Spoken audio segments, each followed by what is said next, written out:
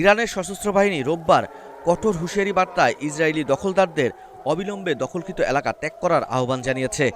দেশটি জানিয়েছে, ইসরায়েলের সাম্প্রতিক আগ্রাসনের জবাবে ইরান পুরো দখলকৃত ভূখণ্ড জুড়ে ব্যাপক হামলার প্রস্তুতি নিচ্ছে। টেলিভিশনে প্রচারিত এক ভিডিও বার্তায় ইরানের সশস্ত্র বাহিনীর যোগাযোগ কেন্দ্রের মুখপাত্র কর্নেল রেজা সাইয়েদ বলেন, এই দখলকৃত অঞ্চল ত্যাগ করুন, এখান থেকে চলে যাওয়াই আপনাদের জীবন বাঁচানোর একমাত্র উপায়। তিনি ইসরায়েলি আগ্রাসনের নিন্দা জানিয়ে বলেন, সাম্প্রতিক সামরিক অপরাধের দায় জায়োনিস্ট শাসন গোষ্ঠীর, যারা নিজেদের রাজনৈতিক ও ব্যক্তি স্বার্থে পুরো অঞ্চলকে বিপদের মুখে ফেলেছে।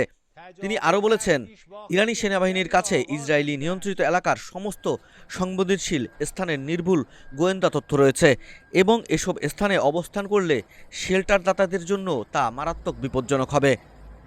বাংকারে লুকালেও কেউ নিরাপদ হবেন না বলে জানান তিনি।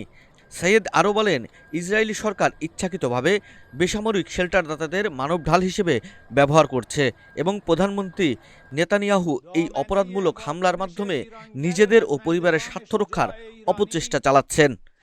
তিনি বলেন, এই অপরাধ শেষ হবে শুধু পরাজয় আর অনুশোচনার মধ্য দিয়ে।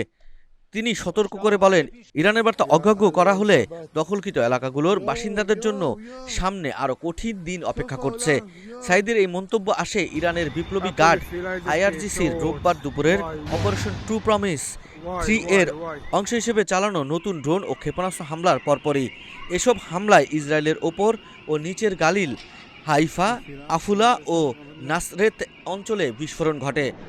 উল্লেখ্য, শুক্রবার সকালে ইসরায়েলের হামলায় ইরানের শীর্ষ সামরিক কর্মকর্তা, পারমাণবিক বিজ্ঞানী এবং সাধারণ নাগরিক নিহত হওয়ার পর এই অভিযান চালানো হয়েছে।